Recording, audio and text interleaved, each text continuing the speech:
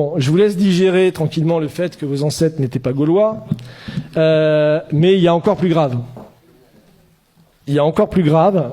Ah, le temps passe vite. Oh là là. C'est que tous les pharaons qu'on vous a appris à l'école étaient également noirs, jusqu'à très très tard en fait. Toute la civilisation pharaonique, donc là on est en moins 2570, c'est le roi de la 3e dynastie, donc voilà. On voit ici de profil, donc il y a des caractéristiques morphologiques, bon j'ai pas le temps de rentrer dans les détails, et vous remarquez que son nez est complètement éclaté. Voilà, donc ça c'est son gouverneur, c'est celui qui a battu la fameuse pyramide de Saqqara, moins 2600 avant Jésus-Christ. Donc on voit également qu'il a le nez cassé et une coiffe tout à fait occidentale. Donc ça c'est 2700 également avant Jésus-Christ. Ça c'est le dernier souverain de la 3e dynastie. Donc on voit un profil également typiquement européen que vous pouvez voir évidemment. C'est assez flagrant avec une coiffe tout à fait alsacienne, donc typique justement du sud de l'Égypte. Donc voilà, vous remarquez qu'il a également le nez cassé. Hein. Voilà, ça enfin c'est un petit peu plus tard. Donc c'est Ramsès III, c'est le plus connu, qu'on vous présente souvent à l'école, mais on vous présente pas cette version-là à l'école. Hein. On vous le montre sur un hiéroglyphe. Donc également un profil tout à fait négroïde, comme on dit, et à qui on a également cassé le nez. Par contre, ce qui est marrant, c'est que j'ai mis la source de Wikipédia, parce que Wikipédia, malgré qu'ils utilisent un langage, comme vous pouvez le voir, extrêmement évolué, hein, l'analyse génétique montre que Ramsès III et l'homme E, probablement père et fils, et qu'ils appartiennent tous deux à l'aplogroupe du chromosome YE1B1A13, et que l'on trouve principalement en Afrique subsaharienne. Voilà. Vous avez bien mélangé le tout. Mais bon, il est d'Afrique noire. Hein, mais il ne faut pas le dire comme ça. Donc voilà. Donc là, on est quand même en 1186 avant Jésus-Christ. Donc là, c'est les Égyptiens tels qu'ils se représentent. C'est également dans la tombe de Ramsès III que vous pouvez visiter en allant dans la vallée des rois. Donc 1200 avant Jésus-Christ montre que les Égyptiens... voilà, ça c'est l'Égyptien, ça veut dire Égyptien, et qui se représente comme ça ici. Hop. Voilà, l'Égyptien vu par lui-même, donc voilà, ça c'est 1200 avant Jésus-Christ. Donc imaginez un petit peu. Donc voilà. Et certains scientifiques, déjà un peu plus tôt, et c'est les découvertes qu'a fait Cheikh Anta Diop, c'est-à-dire que lui il a même découvert que bien avant les découvertes qu'on a fait par la science, des explorateurs au moment des invasions de Napoléon ou des Anglais ou des Allemands qui étaient allés en Égypte, avaient découvert que les pharaons étaient noirs, mais que personne ne voulait en parler. Donc lui, c'est Lepsius, c'est le fondateur de l'égyptologie en Allemagne, et il dit, voilà, tout simplement, bon, c'est une citation de son livre, que vous pouvez trouver sur Internet, là où on s'attendait à voir un Égyptien, bizarre, on trouve un nègre authentique, tout à fait original. Donc ça, bon, j'ai pas le temps, c'est une icône byzantine du XIe siècle qui montre le roi Salomon allant visiter le pharaon noir, qui est très caractéristique. Et dans le Cantique des Cantiques, pour ceux qui connaissent la Bible, vous connaissez ce passage, je suis noire et pourtant belle, fille de Jérusalem, comme les temples de Kédar, les pavillons de Salomon. Voilà, pour ceux qui... Voilà. Donc voilà, encore une fois, là, il y en a plein, en fait. Hein. Bon, non seulement l'homme avant d'être blanc était noir, non seulement les pharaons également étaient noirs, et on bâtit également, était le berceau des sciences et des arts.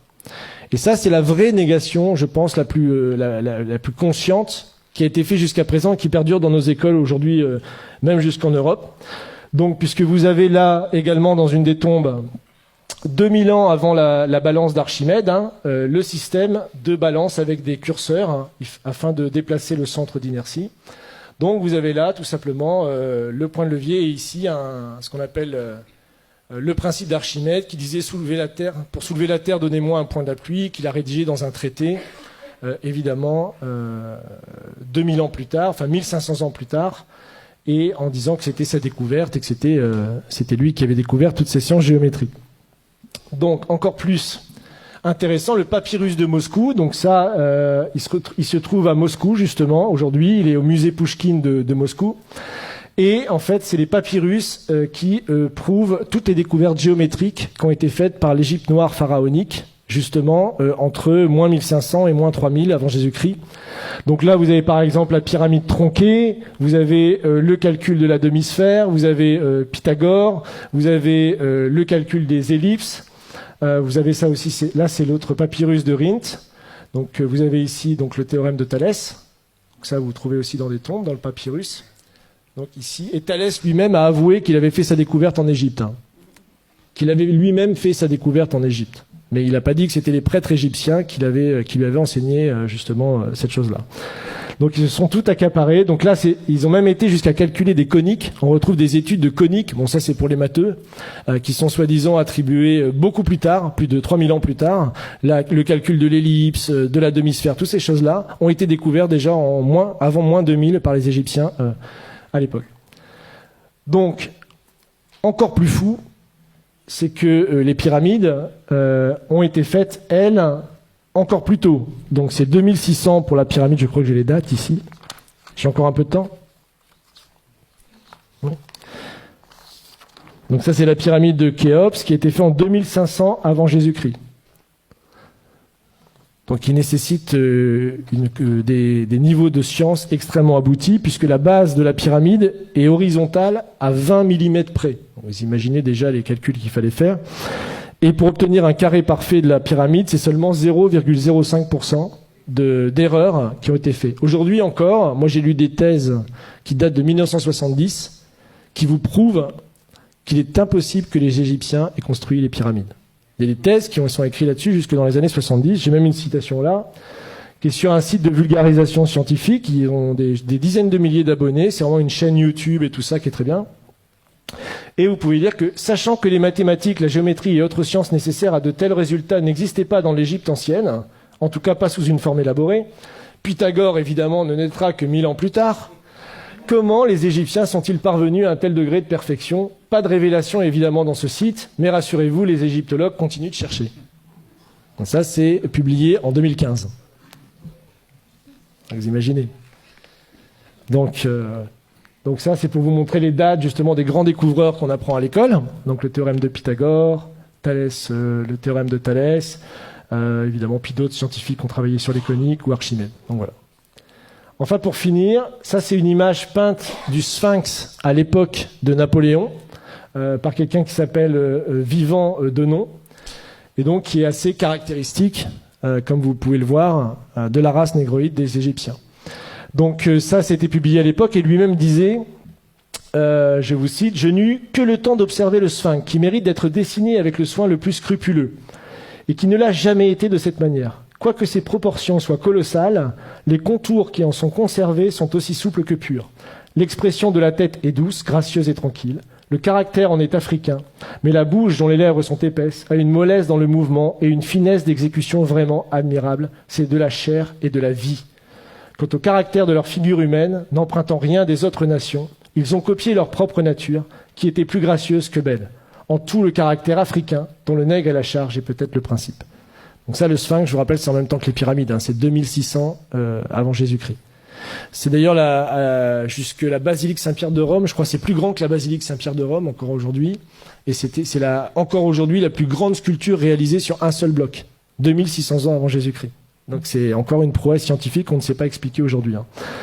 Donc voilà, et pour finir, puisque le temps presse, ça c'est un proche également de Napoléon, donc qui a été avec lui dans les voyages en Égypte, et qui fait cette citation sur laquelle je terminerai, pour vous laisser réfléchir à tout ce que je viens de vous dire.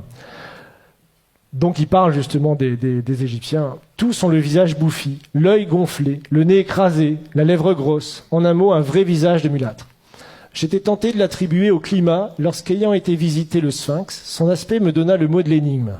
En voyant cette tête caractéristique du nègre dans tous ses traits, je me rappelais ce passage remarquable d'Hérodote où il dit « Pour moi, j'estime que les Colches sont une colonie des Égyptiens, parce que comme eux, ils ont la peau noire et les cheveux crépus. » C'est-à-dire que les anciens Égyptiens étaient de vrais nègres. Mais en revenant à l'Égypte, le fait qu'elle rend à l'histoire offre bien des réflexions à la philosophie.